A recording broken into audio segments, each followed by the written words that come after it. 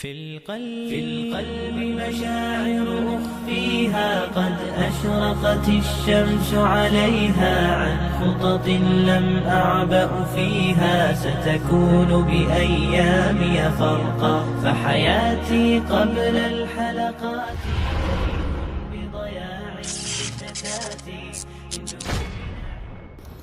Bukti bahwa orang-orang kafir hanya punya kebodohan tapi tidak punya kecerdasan adalah mereka hanya bisa bertanya tapi tidak bisa menjawab. Coba tanyakan saja kepada mereka apa definisi dari Tuhan. Pasti jawabannya dan kenyataannya tidak sama. Tuhan itu alfa dan beta, tidak berawal dan tidak berakhir. Tapi Tuhan mereka dilahirkan dan mati.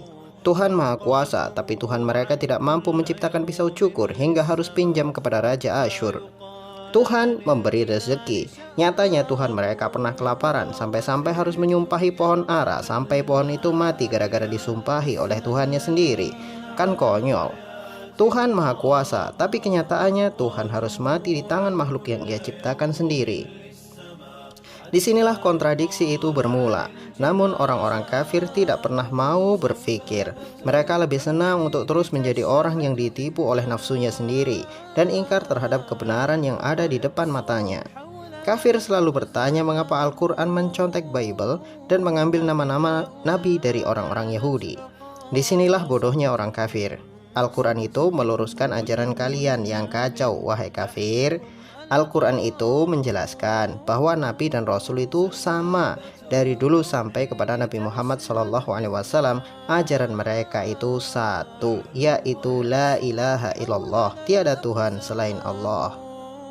Coba saja kalian cek perkataan Yesus. Ini adalah hidup yang kekal itu, yaitu mereka mengenal Engkau satu-satunya Allah yang benar dan mengenal Yesus Kristus yang telah Engkau utus. Ayat ini kalau diringkaskan menjadi seperti ini: tidak ada Tuhan selain Allah dan Yesus adalah utusan Allah. Kalau orang Islam meyakini hal yang sama, tidak ada Tuhan selain Allah dan Isa bin Maryam adalah utusan Allah. Jadi ingat baik-baik bahwa dulunya Bible itu kitab yang diturunkan oleh Tuhan yang sama dengan yang menurunkan Al-Quran. Tetapi saat ini Bible bukan lagi kitab suci, tapi kitab yang sudah dimanipulasi dan penuh dengan kontradiksi. Memang benar masih ada sisa ajaran Nabi Isa, tetapi kontradiksi di dalamnya sudah sangat luar biasa.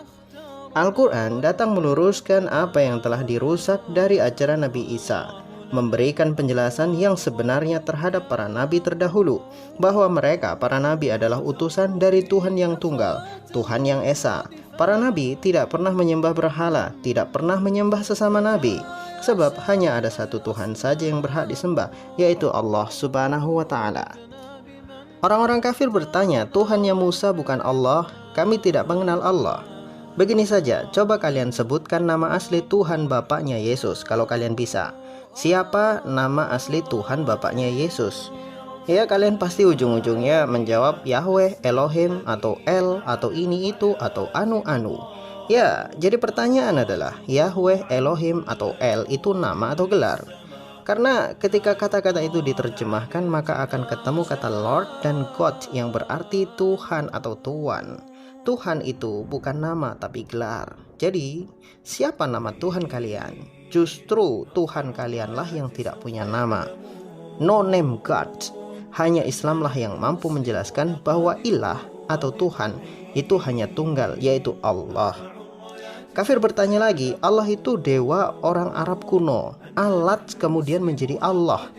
Makanya wahai kafir, tolonglah kalau bodoh jangan keterlaluan. Masa membedakan huruf T dan huruf H saja tidak bisa?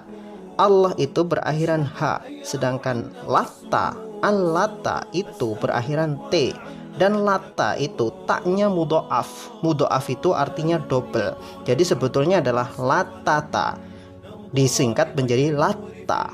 Dalam bahasa Arab, ta tidak akan pernah berubah menjadi ha, dan ha tidak akan pernah berubah menjadi ta, sebab beda huruf, beda arti. Contoh, ul dengan kul, sekilas sama tapi beda. Ul katakanlah, kul makanlah. Allah itu dalam bahasa Arab adalah kalimat dengan tingkat makrifat yang paling tinggi, isim makrifat yang paling makrifat. Al pada Allah itu bukan tambahan seperti pada kata benda, tetapi itu memang sudah dari sononya seperti itu, pada mulanya memang sudah seperti itu. Kata Allah itu sesuatu yang diketahui, tidak akan bisa berubah menjadi nakiroh, tidak bisa dibuat menjadi musanna dan tidak bisa dibuat menjadi jamak. Ini kalau kalian paham bahasa Arab, kalian harus tahu ini. Inilah isim Allah, adalah isim khusus yang paling khusus, tiada duanya, hanya tunggal.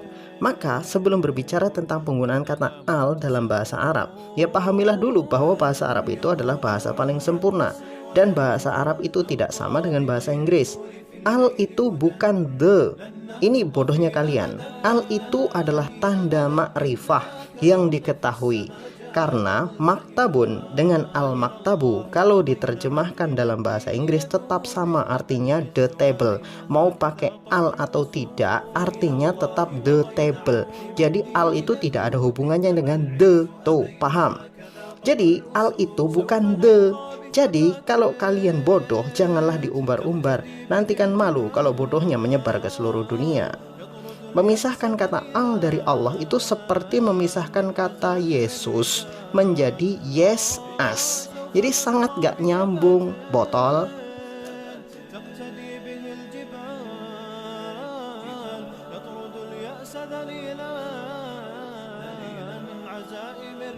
Lata sendiri sudah dijelaskan oleh Allah Subhanahu wa taala bahwa Lata, Uzza, Hubal, dan Manat adalah berhala-berhala yang dulu disembah oleh orang-orang Arab jahiliyah. Lalu pada Fathul Mekah, semua berhala itu dihancurkan oleh kaum muslimin. Jadi Lata itu sudah hancur menjadi tanah, hancur oleh tangan kaum muslimin. Jadi tidak usah lagi ditanyakan, sudah tidak ada. Kafir berkata, tidak ada nabi selain orang Yahudi atau Bani Israel. Kebodohan paling fatal orang-orang kafir adalah menganggap semua nabi adalah Yahudi. Padahal Adam, Nuh, Lut, Ibrahim itu bukan orang Yahudi. Yahudi adalah keturunan dari Yakub. Yakub sendiri adalah anak dari Ishak. Ishak itu adalah anak Nabi Ibrahim alaihissalam. Jalurnya dari Sarah. Klaim bahwa tidak ada nabi dari bangsa selain Yahudi, yaitu hanya klaim botol kafir yang kafirnya sudah jadi tumor di kepala. Bangsa Yahudi punya banyak nabi, itu benar. Tapi banyaknya nabi sebagai tanda mereka itu mulia, itu tidak benar. Ingat, semakin banyak polisi dikirim pada suatu daerah, itu tandanya daerah itu banyak kriminal. Semakin banyak polisi ditambah tentara yang dikirim ke daerah itu, berarti daerah itu isinya kriminal semua. Mengapa banyak nabi yang diutus kepada Bani Israel? Sebab Bani Israel itu bangsa kriminal sampai hari ini. Wallahu a'lam bishawab. Semoga bermanfaat. أمتي سيأتي